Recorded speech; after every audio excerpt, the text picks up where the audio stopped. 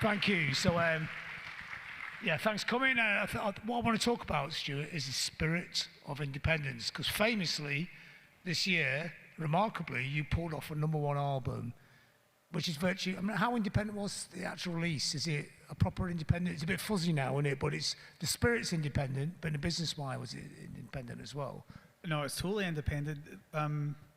Yeah, the label that our record was on, and our last few albums have been on, is the same label that we started in 1996 to put out our first 7-inch. Borrowed 400 quid from my now brother-in-law, back then my sister's boyfriend, because he'd been paid off, and yeah, pressed up 500 sevens in the Czech Republic, folded them up at my bedroom at my mum and dad's, and yeah, it's the same label. I mean, it's grown a wee bit. We employ 2 people now, but yeah, it's pretty indie. I mean, how important is it to the aesthetic of Mogwai to remain independent and self-released? I don't know about the aesthetic. I mean, we'd been on labels. We were on Chemic Underground, another independent Scottish label, for 2 albums, and then we got signed to Pias, which is a independent label but a way bigger one. And we were on that label for 4 maybe 5 albums. I can't quite lose count. But yeah, after that, in the meantime, we'd kept Rock Action going. We'd signed some bands we knew, bands like Part Chimp and Errors, and the label was kind of getting a bit more together than certainly the early days, where no one had a clue what they were doing. And yeah, when our deal with PS finished, we were like, we can do this, you know, because PS, as well as a label, is also a distributor. And we'd moved Rock Action to PS to get the Part Chimp and the Errors records in all the stores all over the world, and we realized we had the infrastructure through that to do it all ourselves. I mean, you must have had offers from major labels over the years, and I guess you must have turned those down. And was there any specific reason for that? Would it not just make your life easier to do that, or would there be too much control? Or I mean, I kind of tend to think with record labels, it's about people, you know. And we actually came quite close to signing to a major at one point, but we'd misread the PS contract. We were still under contract. It would have been illegal. So I think if you're working with good people, you can make it work. Although major record deals and big indie deals are weighted very heavily towards the label. I mean, I'm sure most people here know, but you get an advance, which is great. You can pay your bills for a year, but the downside of getting that advance is that it's very hard to recoup. Even if you're selling decent amounts of records, the way it's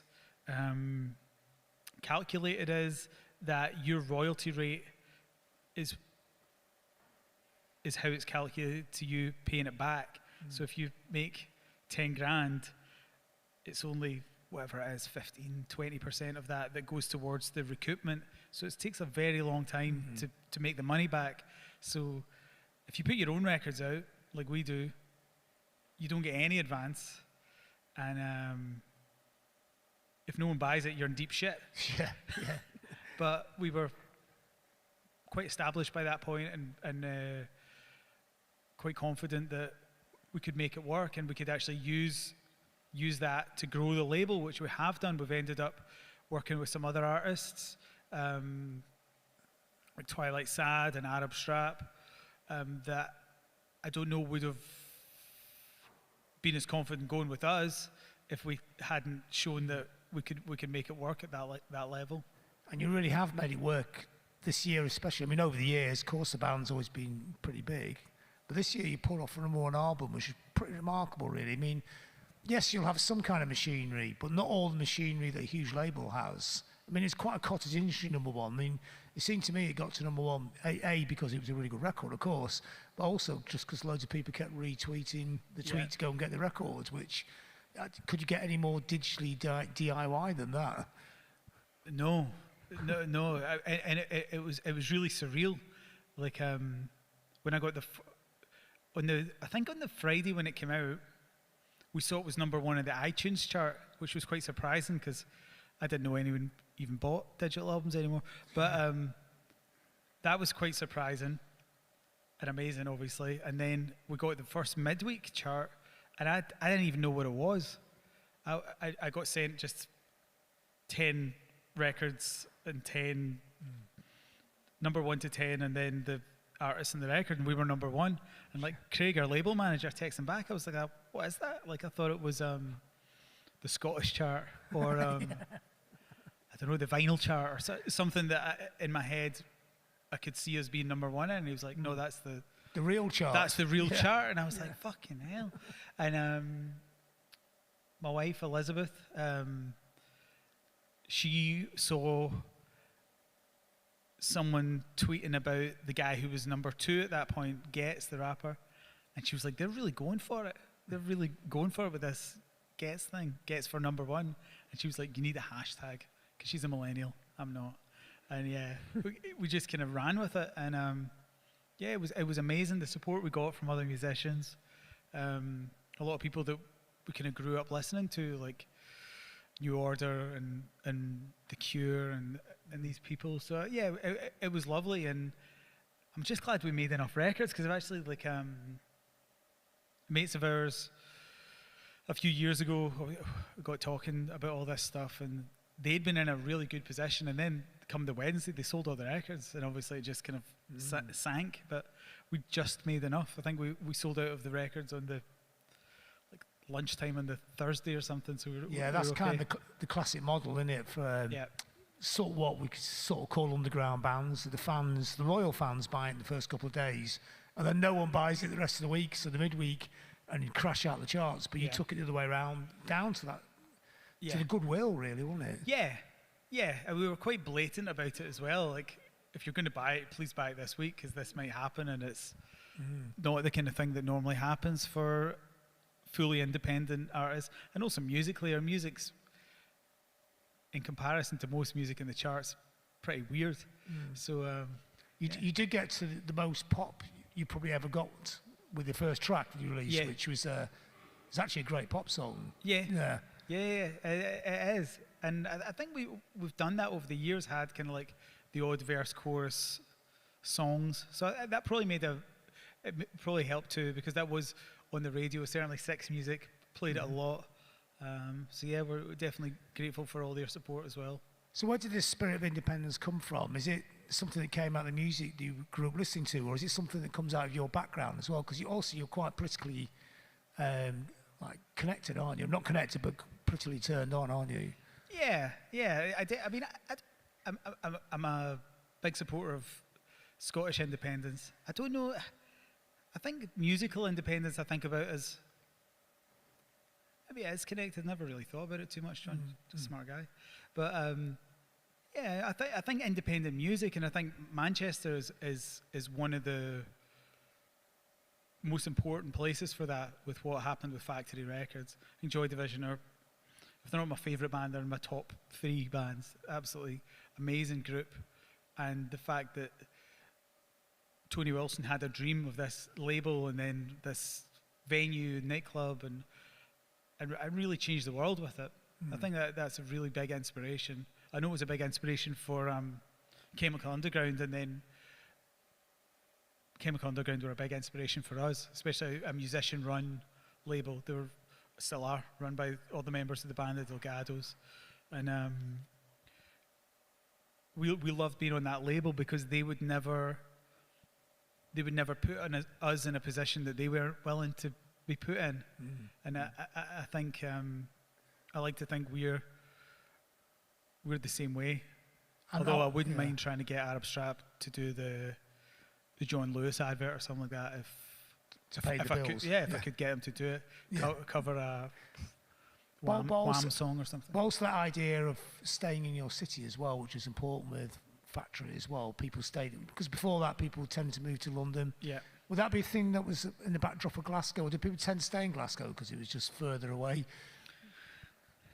It was a weird one. When we started the band in the mid-90s, you would still hear, "Oh, you've got to move to London." People would say that all the time. I'm sure, probably down here as well at a point. And then people were like, "No, we're not. We're not.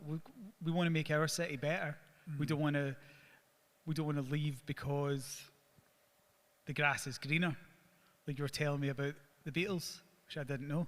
Yeah, going down to London, becoming virtually a London band. But Yeah. nothing wrong with that. That was how it worked then. Yep. But that spirit, that post-punk spirit, and that period, going up to the mid-90s, of stay where you are. But Glasgow always had, to me, always felt like it had an independent spirit.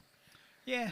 Yeah. Although a lot of bands did leave, I guess the kind of generation of bands that stayed, it's just a bit before us, like the Pastels and Teenage Fan Club, these kind of people. But and they're our peers, you know. They were bands that we loved the music, but also could really relate to. You know, Teenage Fan Club are from Lanarkshire, same as most of us are from. So you kind of, when you saw them kind of touring the world, playing with Nirvana, going on Top of the Pops, all that stuff, you're like, well, that's real. You know, that's real stuff. So yeah, it was definitely a big inspiration.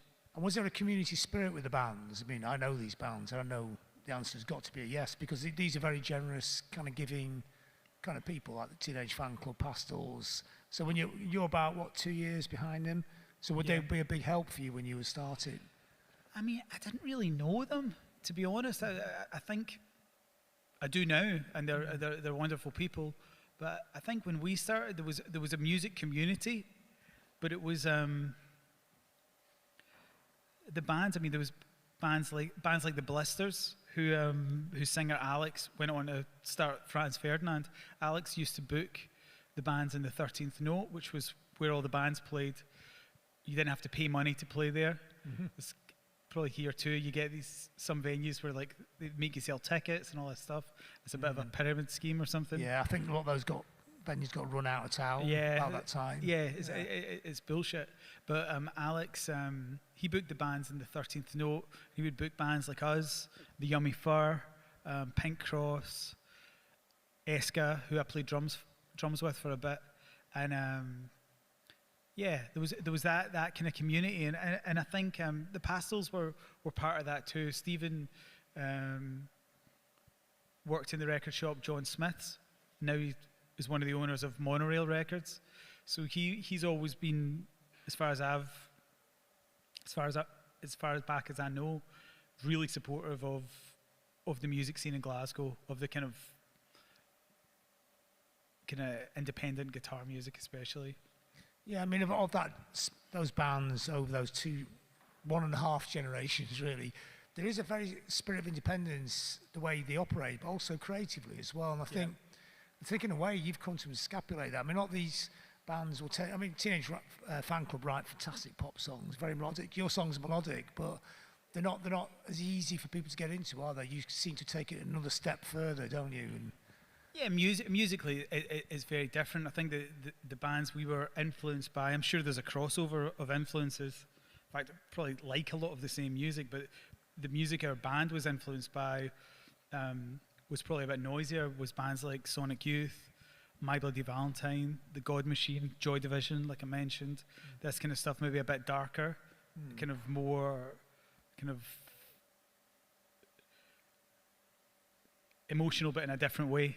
Whereas I think they were more influenced by, I think maybe at the start, like Dinosaur Jr., those bands, but then going into kind of Buffalo Springfield and the Beach Boys and all that kind of stuff. yes, the sort of different sort of set of classics. Yeah. I mean, your influence was from your sister, wasn't it? So she was a big fan of like what would be termed goth bands, Bauhaus, Cure, and that was quite a lot of your early listening when you were younger, wasn't it? Yeah. The Cure was the first band I went to see. Yeah, she was into a lot of goth stuff and a lot of 4AD stuff. So bands like Cocteau Twins, going into the kind of shoegazing stuff like Lush, Ultra Vivid Scene, and yeah, she would take me to see gigs. I went to see The Cure, The Cramps, Jesus and Mary Chain. Jesus and Mary Chain were a massive influence, and also another Lanarkshire band, even though they did go down south, but huge influence. And also thinking back now to Independence, to Creation Records, like Alan's label, and I was so into all of that stuff, like early Primal Scream. I mean, all Primal Scream, but it was early because it was the 80s talking about now. My Bloody Valentine, Ride, so much good stuff.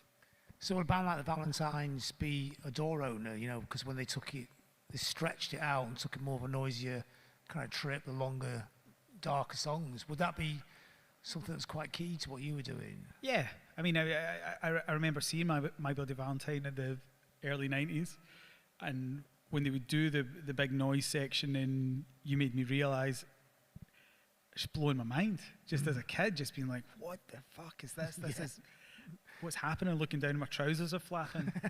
Like, this is something else. So yeah, no, it was a huge influence. Absolutely amazing band.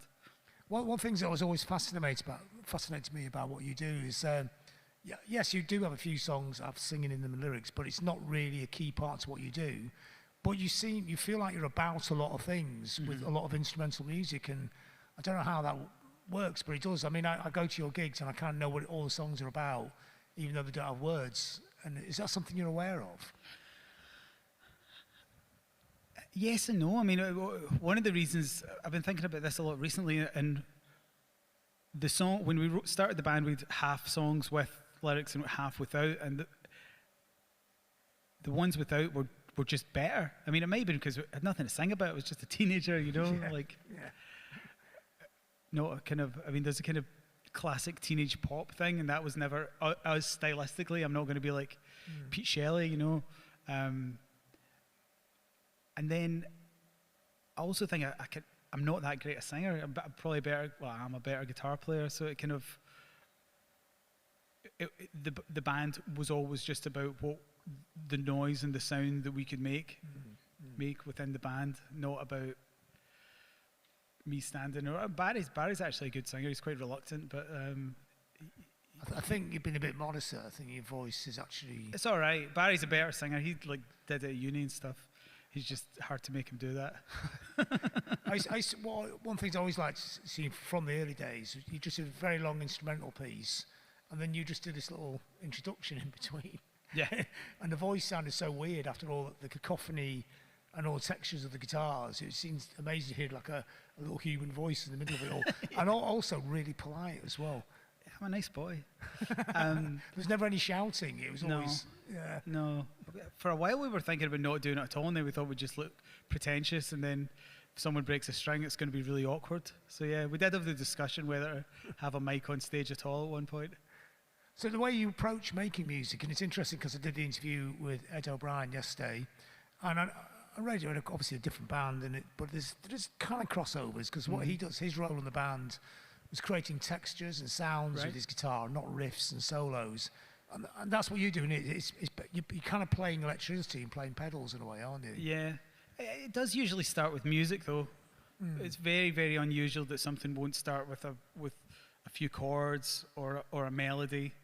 I kind of very occasionally it'll just be a sound, and we're like, oh, we need to incorporate this into something, or a rhythm. Sometimes will happen with a rhythm. Martin will come up with something really interesting, or Barry will come up with a weird kind of loop. But it's usually a bass line or a melody or a few chords. So, but yeah, the fun part is kind of building that into something more substantial. So it would be like a melody, but you almost deconstruct it or stretch it out as far as you possibly can. Yeah. And then fill that up with an interesting little. And is that trying to capture a mood and an emotion, or just because it sounds good? Just because it sounds good. I think we generally gravitate towards quite emotional music, but we don't think about it. It just kind of happens. And quite often, what I like is if there's a really simple melody or simple part, is when things change behind it and changes the kind of context of it, and that is when I think, not just in our music, in most of the music I like, it's when it kind of really becomes something else.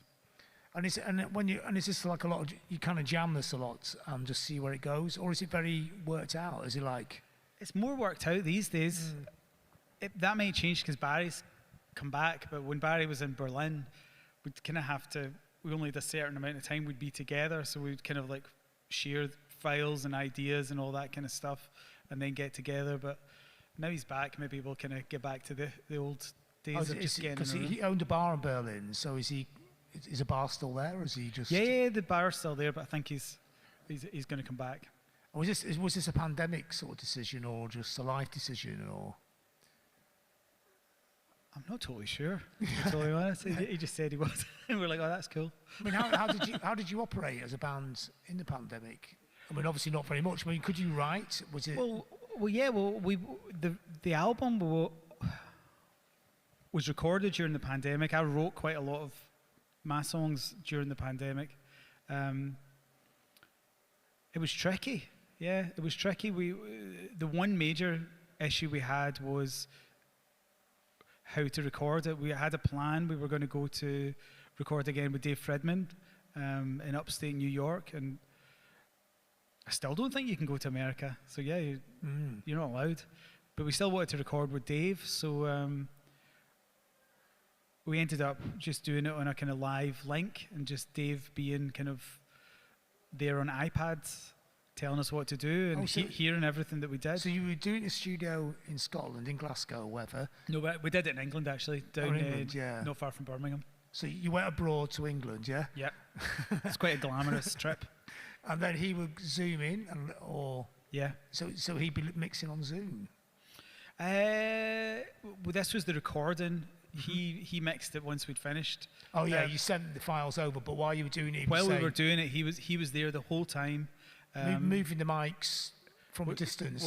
Well, Tony, who we have the studio with in Glasgow, he was the engineer, and Dave's recorded with Tony loads. So he was telling Tony where to put the mics, what cymbals to use, what guitars to use, telling us how long sections should be, how short. Yeah, he was fully immersed in the recording from whatever that is. 5,000 miles away or something. Wow. So and you've not met him obviously you met him before. But yeah. The whole period of this project, you never actually met him in real life. No. But I think the fact that we had made records with him before made it possible. I think if it was a new relationship, you wouldn't be able to get that across. You know, when you know someone in person, you understand what they mean. So it worked out well in that way, and I think he's such a good guy. I did miss hanging out with him and his family. We're close with his family now, but as far as the project went, it worked great. And how did the pandemic change your creativity? Was it the same? It's a different process, obviously because everyone was separated. But did it actually change the way you actually create the songs? I mean, I found it easier because there was nothing else to do. I'm really bad for finding other things to do other than the thing that I'm meant to be doing. And really, I'm sure the experience was the same for everyone. It was a really stressful time. So actually having something to do that was not being terrified about walking around the supermarket was great. So that element, I think, and also just having this goal, having we're going to make a record, whatever happens, we can't go to America, we're going to do it this way. And I almost feel the same way now about gigs. So Rowetta speaking earlier and being really emotional about it, and that kind of struck a chord. We all are. We're all, probably most of the people in here are musicians. We just can't wait to go and play music. And we've got some gigs booked really soon. And honestly, it's like the operation of getting, whatever it is, 7 people to France to play a gig. It's insane, but we're so determined to do it. We were talking about this last night when I was just wondering how you were actually going to do it with COVID, with Brexit. I mean, Yeah. but that Brexit thing is not set in stone yet, but no one's very sure how it works. I mean, are these all hurdles? And of course, you probably do have to book this all yourself because you're still DIY or your mates booking it. I mean, even though you've got one album, I imagine you're still operating pretty similar how to the rest of us actually do it. Yeah, it's complicated. It's really, really complicated.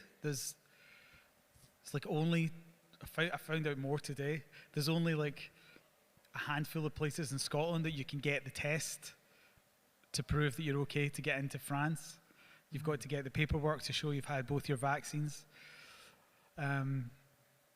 Our touring guitar player, he's not had both his vaccines because he's pretty young, and he's got to go to France and self-isolate for 9 days before the gig. Yeah, it's complicated, but it's... So how does that work? Does the promoter sort of put them up for 9 days, or does that come out the fee? I mean, these are different ways, different mindsets in 5 years ago, aren't they? It's all new. It's all new. No, I don't think the promoters, I think we were sorting it all out, but just so determined to make it happen because, yeah, it kind of feels nice just now. It's the kind of light at the end of the tunnel, you know, even like the weird fusty smell of the venue. Kind of so, I did a DJ thing in Glasgow at the fan zone for the football, and even seeing some Portaloos felt quite nice. Nostalgic. I never thought I'd be pleased to see those bloody things. But it just feels that there's some light at the end of the tunnel, and hopefully this will just feel like this weird thing that we all went through, but that hopefully never happens again, you know? Even just being in this place, like, played here probably 20 years ago now, a long time ago, and I was there. Yeah, such great memories, and just hopefully this will just be full of people just watching music soon. So are you one of the first bands to actually try and play abroad? I believe so. Yeah. Yeah. In fact, when it got booked, we were like, well, that's not bloody happening, but oh well. Yeah. But it looks like it might, which is really exciting. How do you even get advice to know what to do to go and play abroad in a situation where nobody's, you look at the government, and they're not in control of anything. I mean, who do you speak to actually work out logistics? Yeah, I think our tour manager has just been talking to the airports, talking to the promoters, just finding out what needs to happen. And it's quite it's so complicated that if one thing happens, the whole thing's off, you know, but so far so good. So is any of the Brexit, all stuff about Brexit, I mean, obviously I know there's no visas yet, and I know the thing about you take your van out there, you have to come back after 3 days, which is the one that always makes me laugh. It's so utterly ridiculous. The carnets, which I remember doing in the early 80s, which were a total nightmare. We don't have to do those yet, but it looks like we probably will in the future. You're kind of going in this kind of little zone where that doesn't quite occur yet, or does it? Do you know about those things? I don't know. Thankfully, I don't think it's me that's going to be relied on to do any of that. Otherwise, it's going to be a disaster. But we're doing a tour early next year of Europe, and we're going to do it almost as if it's a bunch of festivals. Like just fly in, do 5 gigs, leave. Because, like you said, at the moment, I don't think you can have a lorry or a tour bus in Europe long enough to play more than a few gigs. I think we're going to which is a disaster environmentally, but I think it's the only way we can do it, is to just get on a plane with like piles of gear. I mean, obviously, because you're quite a switched-on person, and you talk about that environmental thing. I mean, do you think about, in this post-pandemic world we're going to have to live in, we're going to make a lot of changes here, aren't we? And do you think we can make these changes in bands? It's easier for some people than others. I mean, it's obviously easy. I mean, Massive Attack were trying to do it, and it's easier for them because they've got the money and the clout to do it. But as you go down the ladder, it gets harder and harder. I mean, are there changes you could actually make? And all these different things, all these hurdles we're talking about here. In normal times, yes, but I think this is almost two realities crashing into each other. You've got the ocean on fire, and it's 120 degrees in Seattle, and all this stuff that's just insane. And then you've got, because of a political situation, you can't take your stuff to Europe for more than 4 days, which means way more necessary, completely unnecessary flying. Hopefully, in the future, it would be good to do. It'd be good to go on tour by train. It'd be good to hire more gear. Share backlines. Share backline. Not a lot of people want to share backline with us though, because we tend to break it. Because you just played so loud. Yeah. But so, I mean, what do you think a role of a band is now? Do you think it's changed when you started? I mean, obviously, there's an entertainment level, there's an escapism level, because when you play, it's escaping to this amazing world of sound textures and soundtracks and that. But there's more to it. There's a lot more. Yeah. I follow your Twitter feed. I mean, you don't pull the punches. Sometimes it's hilarious. Sometimes you're really sticking it to people, which is fantastic. You're a very political band, aren't you? It's a very switched on band. Do you think that's important now? You know, or I think it's important for all of us to try and highlight injustices and try and shine a light on things that aren't so great, and try and, I mean, we've done quite a lot of things for charity as well, trying as well as raise some money for some causes, like give them some publicity and show people about things that are happening. So I do think that's important, but I think that's important for all of us, you know. One thing I do think that the pandemic really showed is how much of a relationship all of us have with the arts, and that people, especially when you're stuck in your house for 9 months, try doing that without books and movies and music. These things really matter to people, matter to all of us.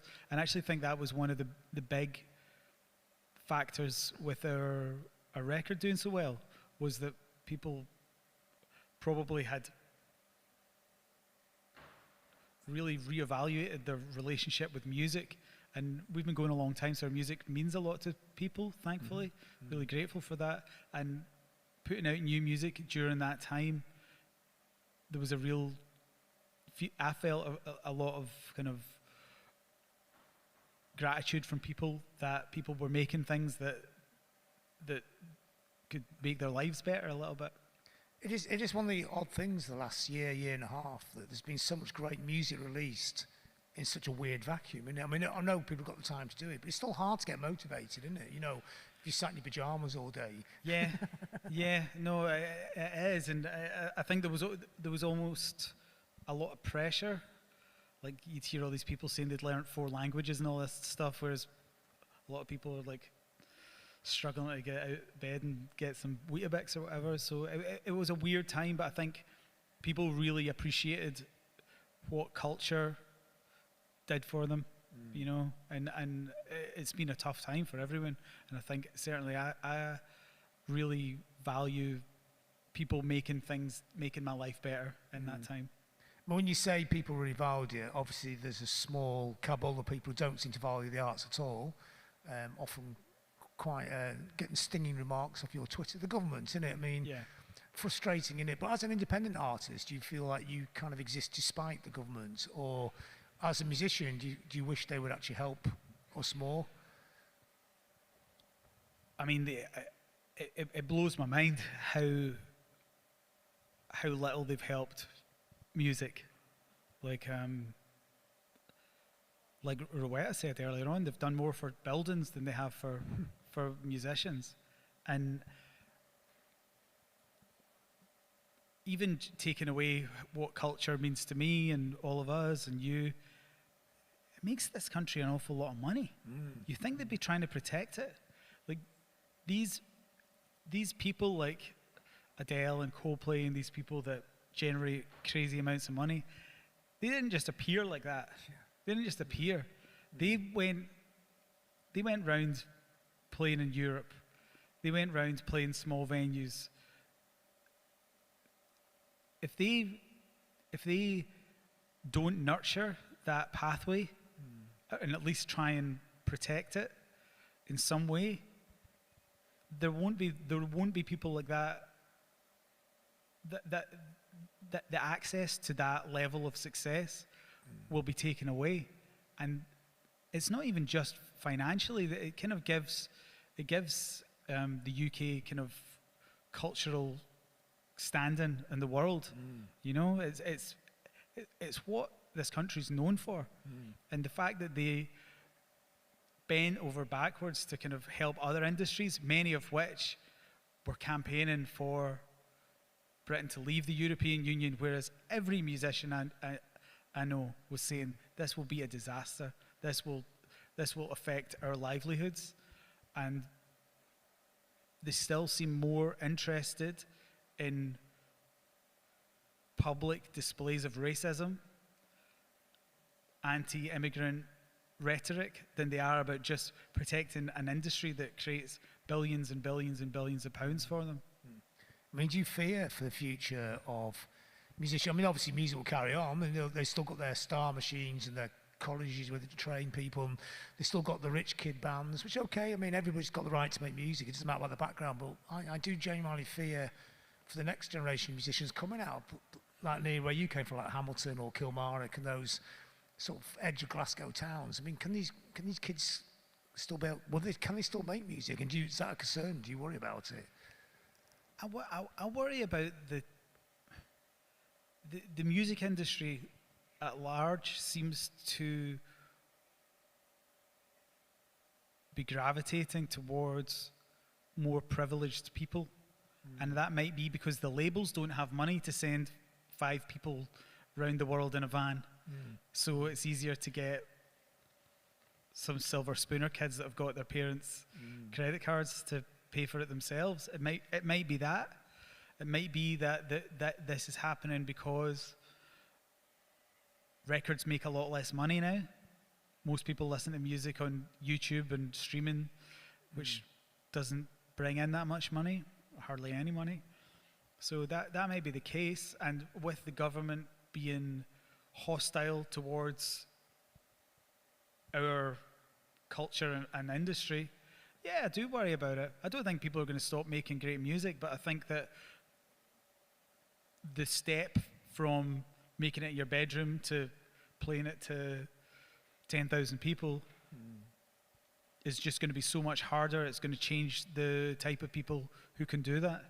Yeah, I mean, as a fan, I'm frustrated that I may never hear the next version of your, the 21st century version, what you're doing coming out of those little towns, Yeah. I think it's...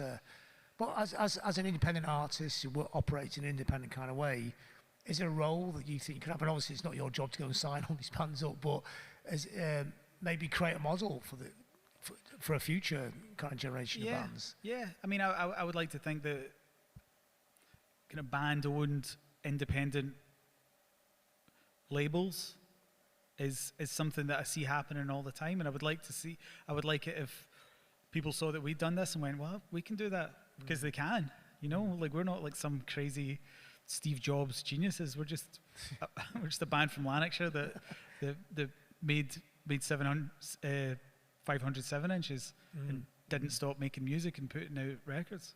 I mean, there's quite a lot of talk now, in the streaming debate and all these other debates going around that maybe artists have to take more control, and it's a lot to ask for somebody, isn't it? If you're 18 and you're good at cobbling a few chords together, making a song which affects other people, which is amazing, but now you also have to be able to do all your social network and also put the stuff out yourself and also get it connected. It's not that easy to put a record out on your own and get played on the radio. It's not, no. Yeah.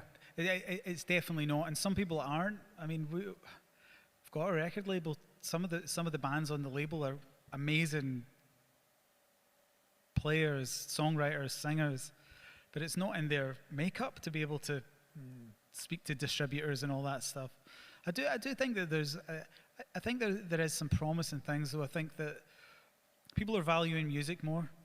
There's platforms that do pay you, like Bandcamp do pay you. If you put a record out on Bandcamp and you sell a few hundred copies, you've made more money than you will probably if you get 1 million Spotify streams. Bandcamp is brilliant, isn't it? Yeah, it's great. So there is, and you don't have to be a tech genius to put your stuff up on that.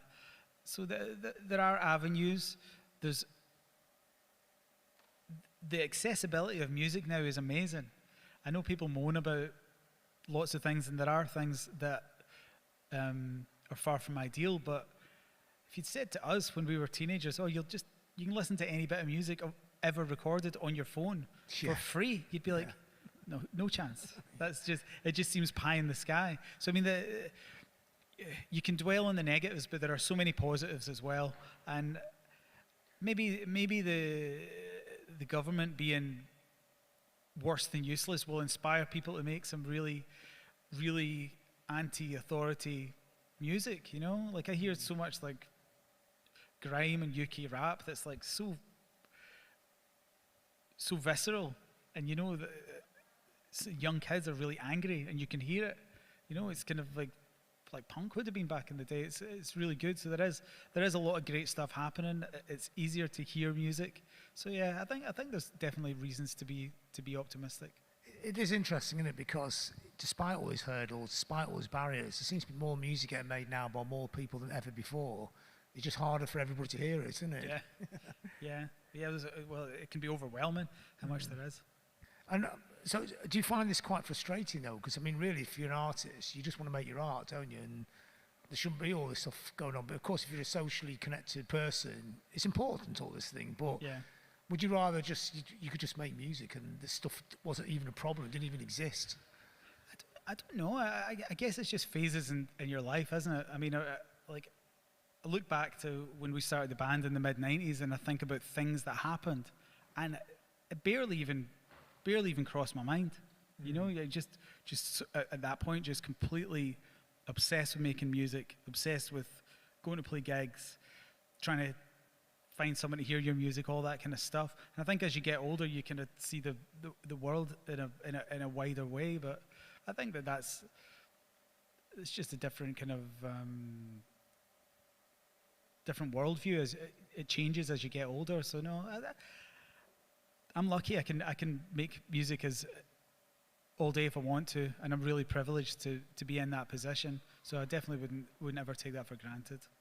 Do you think if Scotland does vote for independence, do you think that'll be a platform that'll make it easier for the arts? Well, not here, but in Scotland, you know, will there be a smaller country, more connection? I mean, I go to a lot of small countries in Europe, and you do an event like this, and the president will turn up, and the president's actually into music, you know, and everyone knows who they are. Like Estonia, people used to put their demos through the president's letterbox, you know, and it seemed pretty cool, really. Yeah. We're not suggesting that would be the Scottish model, but somebody's been quite vocal about Scottish independence. And you've done events for Scottish independence. Do you think that's something that could happen? Would it be much more pro-arts than our lot?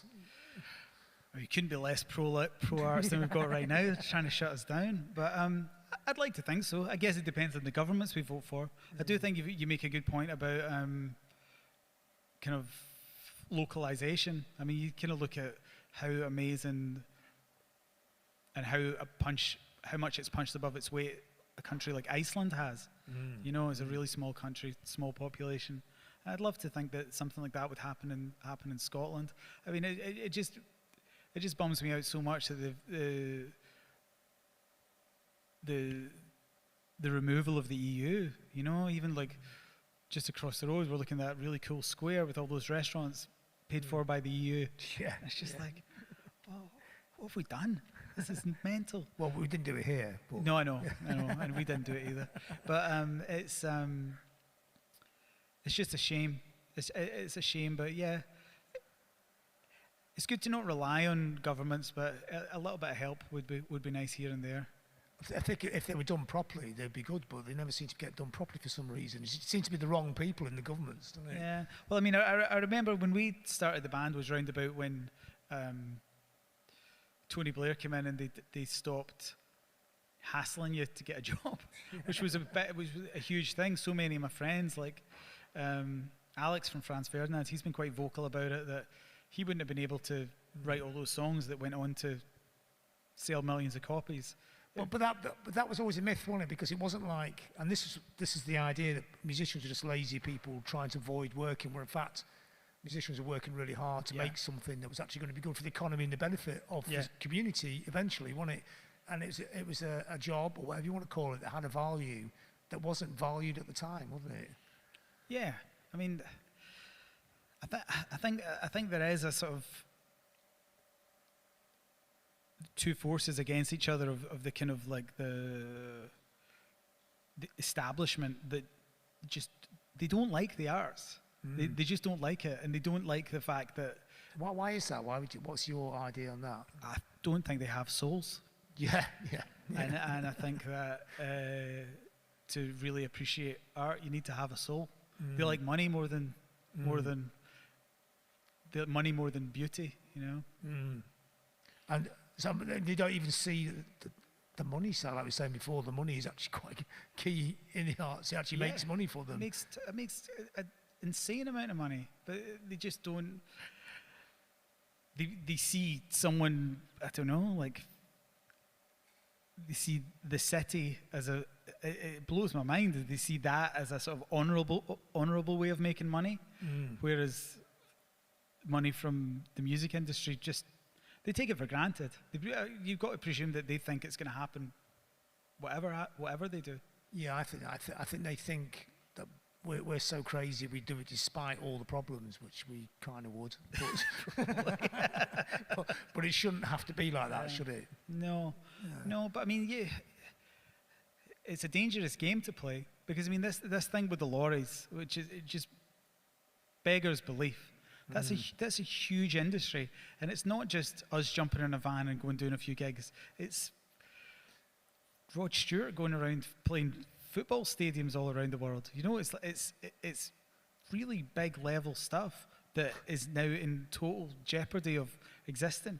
And when you get to folk like, I mean, I'm speaking on behalf of Rod Stewart, which I've no right to.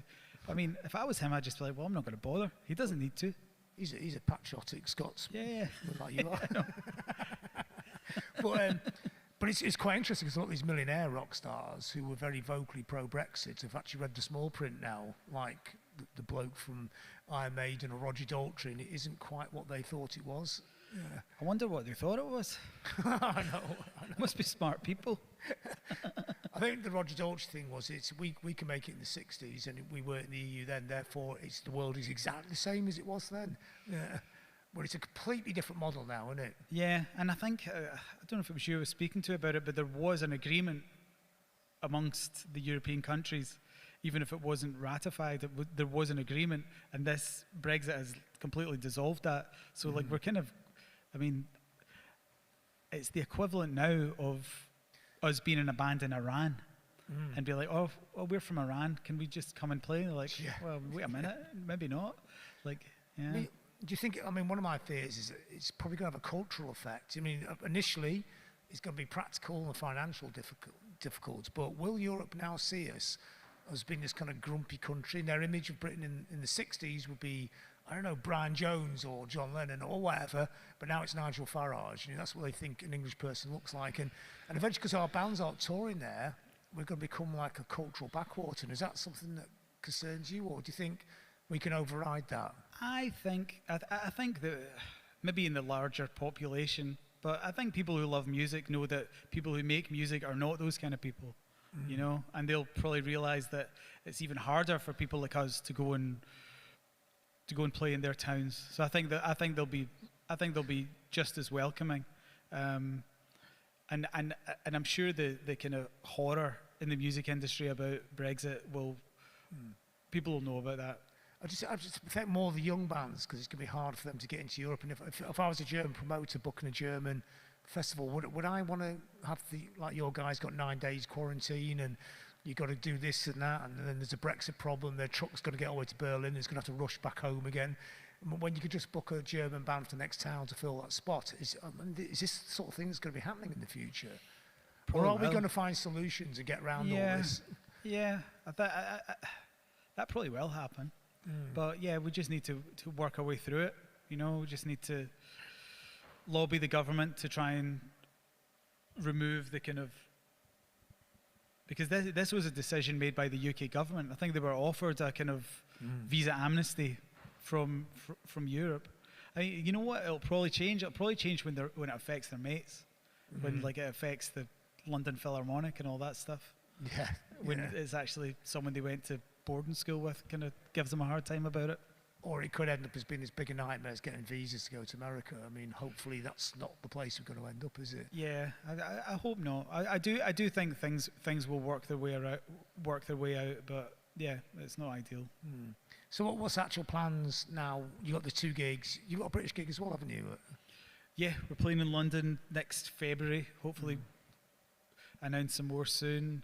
We've been working on a documentary as well, which originally was going to be about recording the album in upstate New York, because Anthony Crook, the filmmaker, lived near there. It was going to be really easy, and yeah, clearly that didn't work out. So how did you make that? Was that all done on Zoom? God. He did come over. He had to quarantine, but he's got some other filmers came and filmed some other stuff. He went and gave Dave Fredman some of those GoPros to put in his studio. He didn't go in because Dave's was quite conscientious about the pandemic. But yeah, we've got quite a lot of footage, and I think he's going to film some of the gigs when we come back as well. So a core of it, a lot of it will be how to make a number 1 album on independent label in the middle of a pandemic.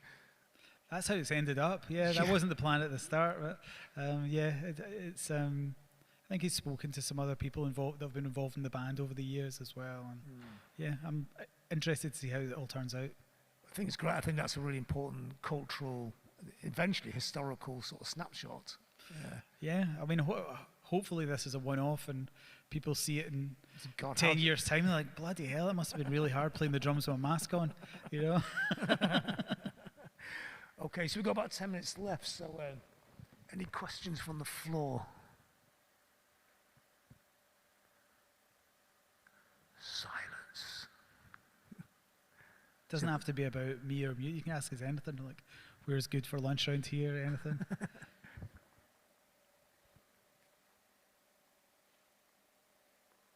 You have to shout, because we can't take the mic down because of the bloody COVID. Yeah.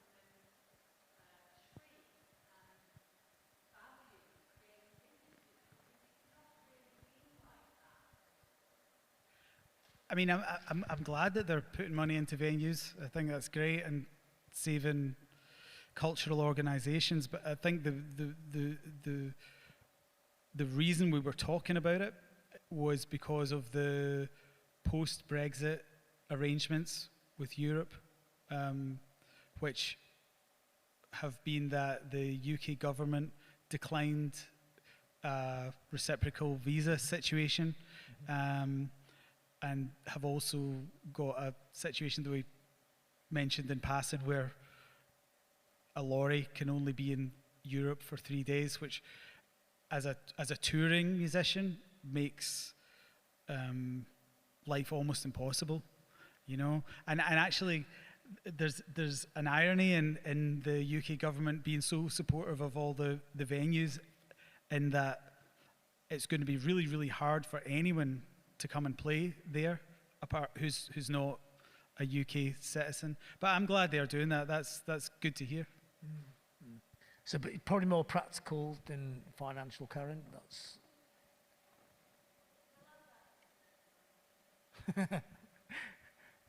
Anybody else? It's not that hot and stuffy. Everyone's fallen asleep, is it?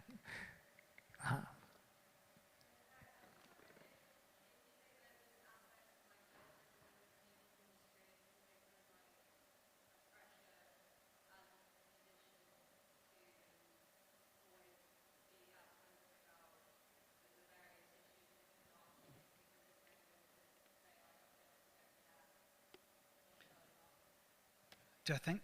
Yeah, I don't think there is a pressure. And to be honest, I think that if someone's making music and that's all they want to talk about, and even aren't interested, I think that's totally fine. I do think there's a pressure in modern life to have an opinion about everything. We kind of had a wee chat about that last night, and maybe the music industry has been drawn into that. But not all musicians have to be outspoken or have to have opinions. No, not at all. I don't know if there is a pressure. In fact, I think there's a tendency to be overcautious about those kind of things because it can blow up. Like, I remember we did a press conference at a festival and all of us were there. I actually still think it was a scam by certain band members to never have to do them again. Where someone asked them what they thought about Metallica, and two of them just said they didn't like them. It became a big story, you know. And I really like Metallica, so I was like, oh well. So yeah, I don't think there is a pressure. No, what do you think, John? Do you think, in a way, there's too much weight on just because you play a guitar that your opinion is somehow more important than somebody else's? I don't know if there's more weight. I think we just live in this culture where content is such a valuable commodity, and someone who's known for doing something, saying something about something else, is content, and that's what all these websites and social media platforms kind of strive on, is sharing and outrage. You know, we're kind of in a real kind of outrage culture at the moment, and anything that is controversial is perfect for that. So I think that's maybe where we're at just now.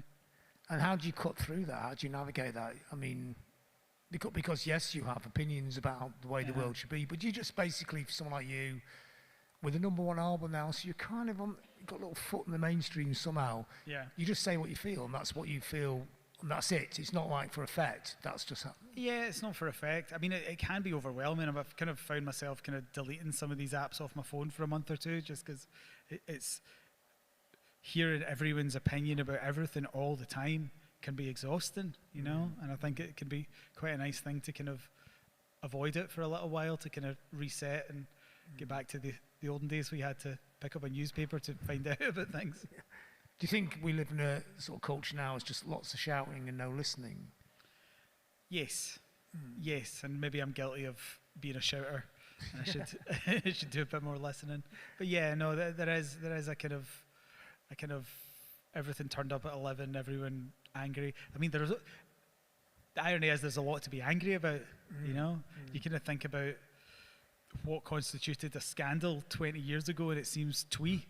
You know, it's just crazy what's happening these days. But yeah, there is definitely a lot of noise at the moment. Or too much outrage, distraction. Like, who cares? Really, who cares what somebody thinks about Metallica when there's actually far worse things going on in there?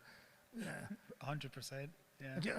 I mean, probably like a slight lead off that, but you know, there's a lot of musicians whose opinions sort of change over the years. We liked when they were younger, they were sort of champions of stuff that we liked, and now they end up on the other side of the spectrum. And I'm sure there's lots of people in your record collection like that. Do you have difficulty with that, or are you think, oh well, they're idiots, but their records are still great? Yeah. It's a weird one. It depends on your relationship with the musician. If something's you took as being almost a reflection of you, and you listen to it very, like, seriously. Like, I find it really hard to listen to the Sex Pistols now. Like, even though it was such a huge band for me, but just all the Trump stuff, all that is too much. And I find it hard to detach. But then there's other people, and I just like the music. I didn't really think about the person that much, and I can just kind of ignore it. Oh, so if you buy into the persona of the band as well as the music. Yeah, I think so. I know, especially with Mogwai, would that be a problem? Because there's a fantastic anonymity about the band. I can never say that word right, but you know, it doesn't have that sort of John Lydon, Johnny Rotten, classic brilliant frontman sort of thing. It's like you sort of stand back inside the music, don't you? I'm sure there's lots of people that like Mogwai that don't know what we look like. Yeah, I'm certain there are. Probably horrified to find out. What was you saying that Alan McGee said about you? Oh yeah, Alan McGee said that one of the best things about us was we looked like shite, and no one, and when we're 60 or 50 years old, no one's going to care because they didn't care. They didn't care at the start. Like Kraftwerk, he said. I was like, I like the bit like Kraftwerk. Yeah. That was okay. And when he said that, did you think? Oh, he's right. Yeah, he's totally right. Yeah, put it his usual charming way. Was that a deliberate thing? Was that just because you hadn't even realised that you meant to? You're not meant to. We just never cared. Yeah, Just yeah. never really cared. You just plugged in the instruments and Yeah. played, and Yeah. some of this, it just Yeah. came out this stuff, and it sounded wonderful, and that was it. Yeah. Yeah. Yeah. With us, it was always just about music. You know, it was never really about anything else. Which I think's a nice spot to end on. So, ladies and gentlemen, Stu Braithwaite, Mark Wright. Thank you. Cheers, everyone. Thank you. Cheers, Sean.